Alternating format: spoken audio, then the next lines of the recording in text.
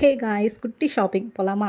So ஒரு sister வந்து எனக்கு கமெண்ட் பண்ணியிருந்தீங்க. நீங்கள் எப்படி எங்கே வந்துட்டு ஃபேப்ரிக்லாம் வந்து சோர்ஸ் பண்ணுறீங்க? நீங்கள் வியர் பண்ணுறது அது மாதிரி வந்து வீடியோவில் காட்டுறதுலாம் நல்லா இருக்குது அப்படின்னு சொல்லி கேட்டிருந்தீங்க. ஸோ நான் வந்து பக்கத்தில் வந்துட்டு குட்டி குட்டி ஷாப்ஸ்லாம் இருக்கும். ஸோ அங்கேலாம் வந்துட்டு அப்பப்போ வந்து மார்க்கெட்டில் காய்கறி வாங்க போகிறப்போ இல்லை ஏதாவது திங்ஸ் வாங்க போகிறப்போ நான் வந்து விசிட் பண்ணுவேன். அது போக வந்து சிவாஜி நகர், கமர்ஷியல் ஸ்ட்ரீட், ஜெயநகர் இந்த மாதிரி ஏரியாஸ்க்குலாம் வந்துட்டு நான் போவேன். அதையும் மீறி போனோம் அப்படின்னா, ஹொசூரில் இருக்க சென்னை சில்க்ஸ் வந்துட்டு போவேன். ஸோ எனக்கு பிடிச்ச மாதிரி வந்து ஃபேப்ரிக் வந்து நான் மீட்டர் சைஸ் வந்து நான் வாங்கிட்டு வந்துடுவேன்.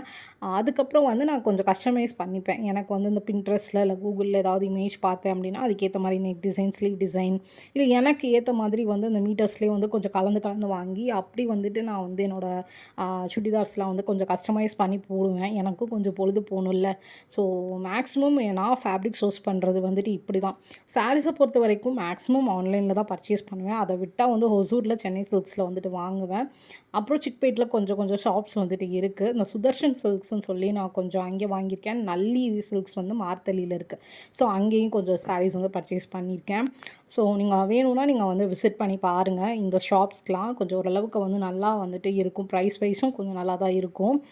அண்ட் இங்கே வந்து ஃபேன்சி ஸ்டோருக்கு வந்துட்டு ஒரு வேலையாக வந்து வந்திருந்தேன்.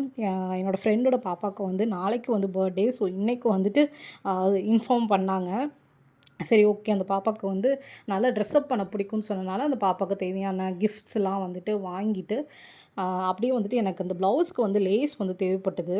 அந்த சாரியில் வந்துட்டு பார்டரே வந்து கிடையாது. ஸோ வந்து பார்டருக்காண்டி வந்து நம்ம ஒரு லேஸ் அட்டாச் பண்ணலாம் அப்படின்னு சொல்லிட்டு மார்க்கெட்டில் இருக்க அந்த ஒரு ஷாப்புக்கு வந்திருந்தேன். இந்த ஷாப் நேம் ஆக்சுவலாக எனக்கு ஞாபகம் இல்லை. ஹொசரோட் மார்க்கெட்டில் தான் வந்து இந்த ஷாப் வந்துட்டு இருக்குது. அண்டர் கிரவுண்டில் வந்துட்டு இருக்கும்.